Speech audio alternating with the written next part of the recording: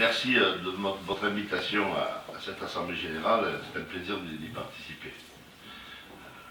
On est revenu longuement sur cette affaire de la glu. J'ai présenté, moi, publiquement mes excuses, parce qu'effectivement, oui, nous n'étions pas présents, et pour multiples raisons qu'il faut quand même expliquer.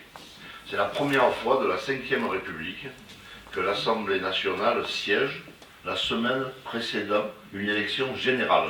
Une élection départementale concernait tous les cantons, était une élection générale.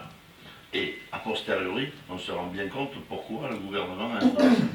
Il y avait ce texte, et par ce texte, elle pouvait donner des gages aux écolos, en fonction d'un premier tour qui devait s'avérer difficile, et l'histoire a montré que c'était bien vrai pour eux. Et ils ont donné des gages. On était à Paris en temps limité, moi j'étais là le mardi, oui, je suis monté quand même à Paris, mais en campagne, comme on l'était à 4 jours des élections, étant secrétaire départemental en plus de mon parti, nous avions beaucoup de travail sur le terrain. Deuxièmement, cet amendement n'est pas passé en commission. C'est un amendement qui a été déposé directement en séance. Si. Non, il est parti en commission. Non, mais pas dans la discussion là. Et donc, on n'était vraiment pas en veille là-dessus. Voilà, c'est ce que je peux vous dire. Généralement, sur des sujets tordus, il y a une veille qui se fait. Et on a même, nous, à l'intérieur de notre groupe politique, des collaborateurs qui sont là pour ça. Pour veiller aux points sensibles. Celui-là a échappé. Et on s'est retrouvé avec ce vote dans l'hémicycle, où peu de députés étaient présents, avec une ministre qui a donné un avis de sagesse, qui ne s'est pas prononcé. C'est grave pour quelqu'un qui se dit défenseuse de beaucoup de choses, de l'environnement, des traditions, de tout, qui ne s'est pas prononcé. Et donc, il y a eu un peu plus d'écolos présents qui se sont mobilisés, c'est passé. Bon, très bien, on en a assumé les conséquences, et ça a eu la vertu d'amener, je crois, un projecteur sur ce problème-là. Nous avons mobilisé nos amis au Sénat, nos amis Jean-Noël Cardou et surtout nous, notre ami Pierre Charon, qui est notre secrétaire national chargé de la chasse et qui a été aussi très actif sur ce sujet.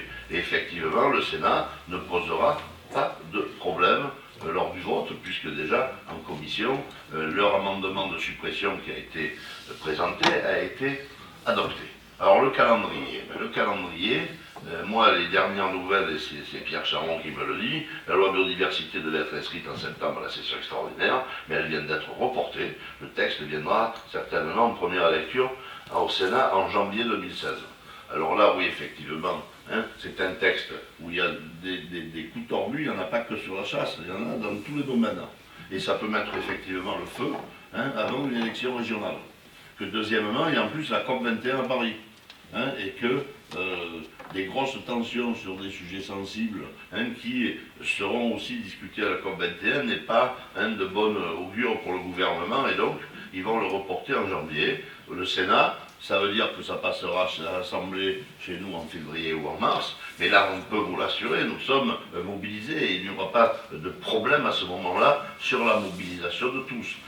Parce que dans nos groupes politiques, je pense qu'à la quasi-unanimité, tout le monde est d'accord, et que même aujourd'hui en face, au Parti Socialiste, il y a quand même beaucoup de députés qui iront dans ce sens et qui l'ont déjà montré, et qui l'ont montré au Sénat.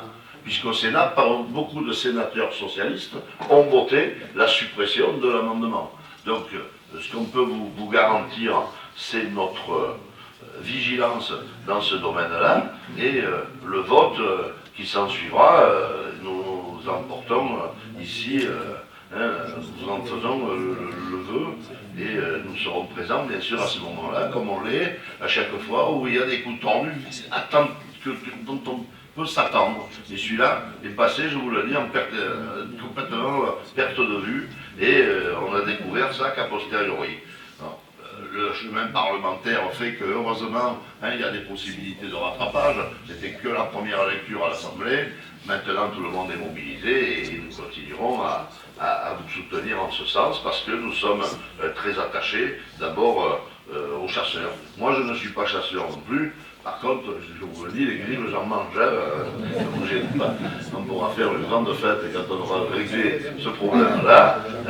Et j'ai toujours aussi pu le voir dans mes activités politiques. politique que, et en particulier à 19 ans de conseil général, que les chasseurs sont de véritables défenseurs et protecteurs de l'environnement, hein, et que c'est en ce sens, hein, que nous devons travailler les relations que nous avons avec eux. Voilà ce qui nous fait aujourd'hui être avec vous, nous mobiliser dans tous ces domaines-là, y compris